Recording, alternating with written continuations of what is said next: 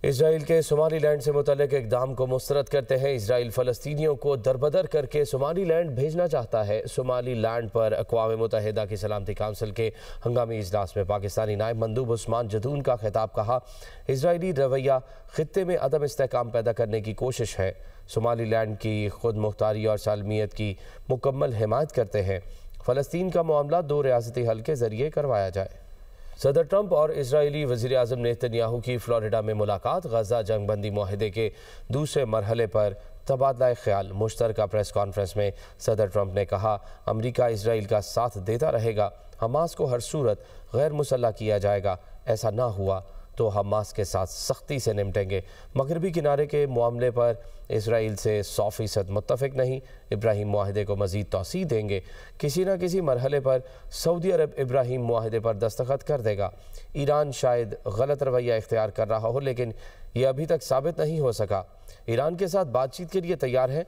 मैंने आर्मेनिया और अज़रबैजान के दरमियान जंगबंदी कराई।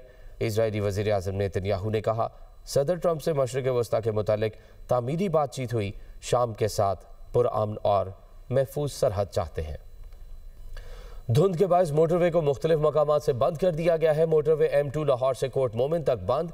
मोटरवे M3 फैज़पुर से समुंदरी तक धुंध के बायस बंद है। मोटरवे M4 पिंडी भटिया से फैसलाबाद और पिंडी भटिया से अब्दुल हकीम तक गाड़ियों का दाखिला ममनू है। लाहौर सियालकोट मोटरवे M11 भी बंद है। तर्जुमान मोटरवे पुलिस की शहरियों से गैर ज़रूरी सफ़र करने से गुरेज की हिदायत। मोटरवेज़ की बंदिश का मकसद आवाम की जानो माल का तहफ़्फ़ुज़ है। मज़ीद जानते हैं हमारे नुमाइंदे मुबीन हैदर से। जी मुबीन, आगाह कीजिएगा, क्या सूरत हाल है? बिल्कुल यही सूरत हाल है। शहर लाहौर पूरी तरह से में धुंध की लपेट में नजर आता है और धुंध के बायस जो है वो शहर लाहौर में सबसे ज्यादा जो सामने आ रहा है वो सफरी मुश्किलात का शहरी को सामना करना पड़ा है, क्योंकि बिल्कुल हद निगाह शहर के अंदर भी जो है वो सिफर रह चुकी है। शहर की आम शाहराहों पर जो धुंध है ही है, लेकिन इसके साथ शहर के अंदर भी जो है वो प्रॉपर धुंध ने लाहौर को अपने लपेट में ले लिया और किसी भी जगह पर सफर करना इस वक्त जो है बहुत ज्यादा मुश्किल हो चुका है। मोटरवे M2 को बंद कर दिया गया है। Motorway M3, M4, Lahore Sialkot motorway M11 तमाम मोटरवेज के वो धुंध के बायस बंद कर दिया गया। और मोटरवे का कहना है कि मोटरवेज को बंद किए जाने का मकसद आवाम के सफर को और उसमें तहफ़्फ़ुज़ को यकीनी बनाने, जिसकी वजह से जो है वो मोटरवेज बंद किया गया और धुंध के बायस जो है वो शहर लाहौर में परवाजों का स्केड्यूल भी जो है बहुत मुतासिर हुआ है इसकी वजह से, क्योंकि एयरपोर्ट के इलाके में भी हद निगाह जो है वो सिर्फ चंद मीटर रह चुकी है। इसकी वजह से परवाजों का भी स्केड्यूल मुतासिर हुआ है। ट्रैफिक को भी जो है वो रवानी मुतासिर हो रही है। तो बार बार प्रिकॉशनरी मेजर जारी किए जा रहे हैं ताकि प्रिकॉशनरी मेजर का इस्तेमाल करके जो है अपनी ट्रैवलिंग को यकीनी बनाए। खासतौर पर रात के औकात में कहीं भी ट्रैवल कर रहे हैं, इवन के शहर के अंदर भी ट्रैवल कर रहे हैं, तो फॉग लैंप्स का इस्तेमाल यकीनी बनाएं। गाड़ी की फ्रंट हेडलाइट्स और रेयर लाइट्स को जो है वो ऑपरेशनल रखें ताकि किसी भी किस्म के मुमकिन खतरात से जो है वो खुद को बचाया जा सके। जी, तर्जुमान मोटरवे पुलिस की शहरियों से गैर ज़रूरी सफ़र से गुरेज की हिदायत। नाज़रीन, आगे बढ़ते हुए आपको बताएं कि मेजर अदील जमान शहीद की नमाज जनाजा पेशावर गैरिसन में अदा कर दी गई है। Chief of defence forces field marshal Syed Asim Munir की नमाज जनाजा में शिरकत। वज़ीर दाखिला मोहसिन नकवी, कोर कमांडर पेशावर, अस्करी और सिविल अफसरान की भी शिरकत। सिक्योरिटी फोर्सेस का बाजौड़ के इलाके खाद में इंटेलिजेंस बेस्ड ऑपरेशन। भारतीय हिमायत याफ्ता फितनाल खारिज के 5 दहशतगर्द जहन्नुम वासिल मेजर अदील जमान बहादुरी से लड़ते हुए दिफाए वतन पर कुर्बान हो गए। ISPR के मुताबिक हलाक दहशतगर्दों से असलहा और गोला बारूद भी बरामद किया गया। मारे गए दहशतगर्द सिक्योरिटी फोर्सेज और कानून नाफिज करने वाले इदारों पर हमलों और बेगुनाह शहरियों के कत्ल में मुलव्विस थे। इलाके में मजीद भारतीय हिमायत याफ्ता खारिज के खात्मे के लिए क्लियरेंस ऑपरेशन जारी है। शहीद मेजर अदील जमान की नमाज जनाजा पेशावर गैरिसन में अदा कर दी गई। Army chief of defence forces field marshal Syed Asim Munir ने नमाज जनाजा में शिरकत की। वज़ीर दाखिला मोहसिन नकवी, कोर कमांडर पेशावर, फौजी और सिविल अफसरान और अवाम की बड़ी तादाद भी शरीक हुई। फील्ड मार्शल सैयद आसिम मुनीर ने मेजर अदील जमान शहीद की कुर्बानी को जबरदस्त खराज अकीदत पेश किया। फील्ड मार्शल ने CMH पेशावर का दौरा भी किया। ऑपरेशन के दौरान जख्मी होने वाले जवानों की अयादत की और उनके हौसले और इस्तेकामत को सराहा। वज़ीर दिफा ख्वाजा आसिफ का वज़ीर आला खैबर पख्तूनख्वा के ख़त पर जवाब। ट्वीट में लिखा कि सुहेल आफरीदी साहब, आपकी क़यादत में वफाकी दारुल हुकूमत पर बार बार हमला होता है। आपकी पार्टी की क़यादत बशमूल आपके पाकिस्तान की वहदत पर हमला करते हैं। आपके वर्कर क़यादत के आशीर्वाद से इंतहाई गंदी ज़ुबान सोशल मीडिया पर इस्तेमाल करते हैं। इन सब चीज़ों से इस वक्त भी आइनी ओहदों और बैनुल सूबाई इज़्ज़त ख़राब हो रही होती है। आए सब मिलकर इसकी मजम्मत और सद्देबाब करते हैं। तहरीक इंसाफ ने मुज़ाकरात का एक और मौका गंवा दिया। हुकूमत का तहरीक इंसाफ से मुज़ाकरात से कोई लेना देना नहीं और ना ही ये हुकूमत की मजबूरी है। वज़ीर आज़म के मुआविन ख़ुसूसी इख्तियार वली खान ने प्रोग्राम दुनिया में हर बुखारी के साथ में गुफ्तगू करते हुए कहा कि वज़ीर आज़म की मुज़ाकरात की पेशकश पर तहरीक इंसाफ ने लंदन में मुज़ाहरा किया और इस मुज़ाहरे में क्या बयानिया बनाया, इन हालात में डायलॉग होते मुमकिन नज़र नहीं आते। तहरीक इंसाफ ने चीज़ें ख़राब कर दी हैं। मुझे ये तो वजीर आजम साहब ने इनको ऑफर दी थी, लेकिन वेरी नेक्स्ट डे फिर आपने देख लिया कि यूके में क्या हुआ।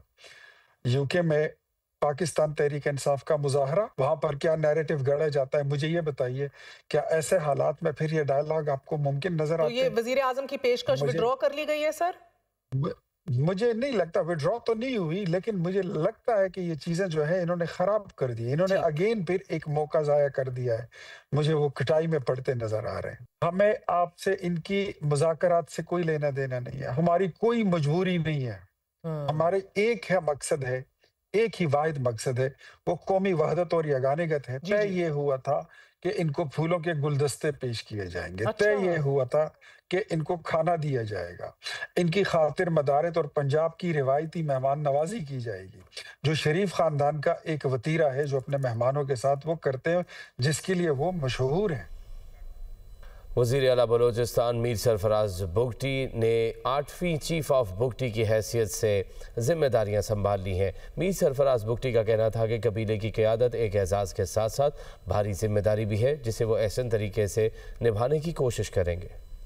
दस्तार बंदी की तकरीब डेरा बुगटी के इलाके बेक्टर में मुनक़िद हुई, जिसमें बुगटी कबाइल के वडेरे और कबाइली मुअत्तबरीन ने बड़ी तादाद में शिरकत की। मीर सरफराज बुगटी को बाकायदा तौर पर चीफ ऑफ बुगटीज़ की दस्तार पहनाई गई। इस मौके पर कबाइली रिवायात के मुताबिक मुख्तलिफ रसूमात भी अदा की गई। चीफ ऑफ बुगटी का लक़ब सबसे पहले वज़ीर आला बलूचिस्तान मीर सरफराज बुगटी के दादा को मिला था, जो बुगटी कबाइल की क़यादत, इत्तेहाद और मजबूत कबाइली नज़्म व नस्क़ की एक तारीखी अलामत समझा जाता है। दुनिया न्यूज़ से ख़ुसूसी करते हुए वजीर आला मीर सरफराज बुगटी ने कहा कि कबीले का चीफ मुंतखब होना भारी जिम्मेदारी है। सदियों पुरानी रिवायात को तब्दील करने की कोशिश करेंगे। इंतशार फैलाने की इजाजत किसी को नहीं दी जा सकती। ट्राइबल सोसाइटी का एक रोल था जो हमारे ज़िम्मे आया है। हम कोशिश करेंगे कि उसको उस एहसन तरीके से अंजाम दें।